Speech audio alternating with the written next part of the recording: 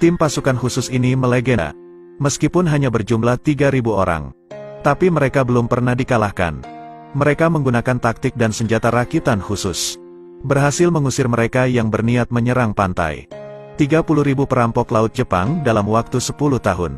Tentara ini adalah tentara dari dinasti Qi. Namun selama periode awal perang melawan Jepang, bentuk bentengnya sempit, sedangkan bajak laut mempunyai senjata api canggih, mendominasi lebih dari 20.000. Pasukan sekutu dikepung dan diserang selama 5 bulan. Mereka juga mengalahkan 1.000 bajak laut Jepang di pelabuhan. Kini Gubernur Zhejiang menasihati pengadilan. Tapi Qi tahu daya tembak bajak laut sangat ganas, tidak mempunyai celah dan kekurangan. Jadi setiap hari dia memimpin pasukannya ke gerbang Enhanmon untuk menyerukan pertempuran. Tapi ia tidak memberi perintah untuk menyerang. Bahkan orang Jepang tercengang. Jenderal Qi sama sekali tidak dapat diprediksi. Di malam hari tiba-tiba turun hujan lebat. 2 prajurit segera menghampiri Jenderal Qi, berharap dapat menyerang pelabuhan Sam di malam hari. Tapi jika terjadi hujan, dapatkah Anda memikirkan mereka? Jepang bisa mengetahuinya. Pergilah istirahat. Tentara Jepang mengalami malam yang panjang. Melihat aliansi militer tidak ada niat menyerang, mereka sangat lengah, berbaring satu sama lain untuk tidur. Tapi setelah ledakan besar, orang-orang Jepang segera terbangun. Mereka langsung panik saat melihat situasinya. Tentara juga mulai menyerbu mereka. Jenderal telah memperhitungkan ini. Para bandit akan lengah setelah hujan berhenti. Jadi segera memerintahkan mereka untuk menyerang terlebih dahulu. Dengan tombak di tangannya, ia membunuh banyak musuh. Para bandit di camp juga bingung saat melihat bagian atas gerbang telah jatuh. Pemimpin bajak laut Kounat masih berpura-pura tenang, meminta bawahan untuk menganalisis pertempuran. Mereka menjadi prajurit yang begitu terampil. Biarkan mereka mencobanya. Jika tidak bisa melawan, sebaiknya lari. Setelah mengatakan itu, dia berbalik pergi untuk melarikan diri. Para perampok mengumpulkan peralatan dan pergi dari pelabuhan Sam.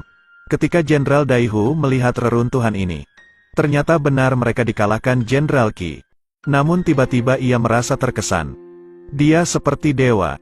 Jenderal Daihu mengaguminya. Tapi meski telah berhasil mengusir orang-orang Jepang itu, jenderal dari medan perang menyadari senjata militer telah usang. Semua aspek bermasalah. Jika tidak merubah senjata, mereka harus menggunakan taktik khusus. Dan suatu saat bajak laut akan kembali lagi nanti. Dia melihat master dengan pedang pendeknya menebas bambu menjadi 2 bagian. Melihat pedang yang begitu tajam, dia tidak tahan untuk mencobanya. Tidak disangka itu sangat tajam. Mungkin tidak sama dengan penempaan pisau mereka. Setelah itu Jenderal Qi menggunakan pistol perampok Jepang. Apakah kita membawa barang bawaan mereka?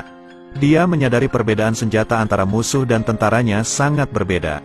Dia segera memanggil pandai besi, memintanya menciptakan pedang yang dapat melawan senjata canggih. Namun hanya mengandalkan ini saja tidak cukup. Jika benar-benar ingin menghancurkan para perampok, mereka membutuhkan tentara anti-Jepang. Namun saat itu terjadi wabah. Semua orang dalam bahaya. Menciptakan tentara elit menjadi sangat sulit. Jadi Jenderal Qi mengarungi sungai dan celah gunung. Dia berniat untuk mencari tentara di berbagai sudut daerah. Tapi ketika melewati sebuah tambang besi di Yiwu, dia melihat ribuan anak muda bertempur. Mereka sangat berani bertempur dengan bandit. Mereka tidak takut mati. Jenderal Qi sangat tertarik. Jenderal dan para penambang itu mencapai kesepakatan. Dia akan memberikan hak otoritas di daerah sekitarnya. Ini dilakukan untuk melindungi tambang. Para pekerja segera bergabung dengan pelatihan, berusaha bersama melawan Jepang. Begitu saja, 3.000 pemula memulai latihan yang ketat. Master pandai besi akhirnya menciptakan senjata yang menyenangkan jenderal. Senjata ini disebut cambuk serigala. Kali ini semua orang mencoba senjata baru itu. Mereka juga menggunakan tameng dari bahan kayu yang kuat, dapat memblokir tembakan musuh dengan cara terbaik. Jenderal juga mengajari mereka cara menggunakan pistol. Melalui pelatihan setengah tahun, para pekerja tampaknya telah menjadi tentara militer. Jadi pasukan kira ini resmi didirikan. Saat ini di daerah pantai tenggara, berkumpul 30.000 tentara Jepang. Dibagi menjadi 2 baris, artinya menyerang Ninhai dan Taizu. Jenderal Qi menerima informasi dari intelijen, segera memimpin pasukan untuk mengejar. Baru di perbatasan Ninhai, mereka bertemu dengan sekelompok tentara Jepang. Dan tidak takut mati, Tampaknya setiap orang memegang sebuah kipas. Menyerang seperti anjing gila ke pasukan Qi. Tentara tidak panik saat melihat ini. Segera memerintahkan kavaleri untuk menyerang. Tentara di depan memegang tameng. Melawan serangan gencar tentara musuh. Di belakang ada yang memegang tombak. Dengan cepat menjatuhkan semua kecuali tentara Jepang. Kemudian di barisan belakang ada yang memegang cambuk serigala. Memanfaatkan hook dan cambuk untuk merusak. Mereka bertempur sampai tentara Jepang kewalahan. Pasukan di depan berlutut untuk memberikan celah kepada para penembak. Ini sudah berakhir. Lari. Tapi bagaimana mungkin pasukan Qi akan membiarkan mereka melarikan diri? Tepat setelah itu beberapa pemanah menyerang tentara Jepang. Di perang ini seluruh pasukan Jepang dikalahkan. Hanya beberapa orang yang terluka di pasukan Qi. Namun sebelum bisa merayakan kemenangan, pasukan intelijen datang dan melapor bahwa ada 10.000 tentara Jepang tiba di Taiwan. Bermaksud untuk menyerang benteng tersebut. Mengambil alih seluruh wilayah pesisir tenggara. Jadi pasukan Qi yang berjumlah 3.000 orang mengejar ke Taizu. Siapa sangka di dekat Taizu mereka langsung bertempur dengan tentara Jepang. Jenderal Qi meneriakkan perintah untuk menyerang. Tentara Qi segera dikerahkan. Menyebarkan strategi khusus. Mereka mengandalkan cambuk serigala. Dikoordinasikan dengan cara tertentu. Hanya sekali menyerang, mereka berhasil menghantam tentara Jepang. Dan saat Panglima tentara Jepang melihat cambuk serigala, ia takut, karena tidak pernah melihat senjata aneh yang sangat merusak seperti itu. Lalu segera memerintahkan bawahannya untuk menggunakan bambu panjang dan melakukan serangan balik. Sangat cepat, tentara Jepang mengambil bambu panjang. Menekan serangan tentara Qi. Cambuk serigala yang tidak cukup panjang. Kehilangan keunggulan menyerang. Mereka perlahan-lahan mundur. Melihat para prajurit tidak bisa melawan. Jenderal dengan gesit melompat ke atas bambu. Dan berhasil sampai di atap. Setelah mengamati situasi, ia menemukan sarang tentara Jepang berada di sudut timur laut. Jadi segera memberi perintah. Para prajurit berhamburan ke gang-gang kecil. Pergi ke sudut timur laut untuk berkumpul kembali. Dan trik yang satu ini benar-benar membuat Natlang tercengang. Namun sudah terlambat, baru saja lolos dari pengepungan. Mereka langsung menghantam sarang tentara Jepang. Di bawah instruksi jenderal, tentara Qi sedikit terburu-buru. Tidak terduga sekarang mereka punya trik terakhir. Mereka membawa semua pemanah dan penembak. Dengan 10.000 anak panah dan senjata api.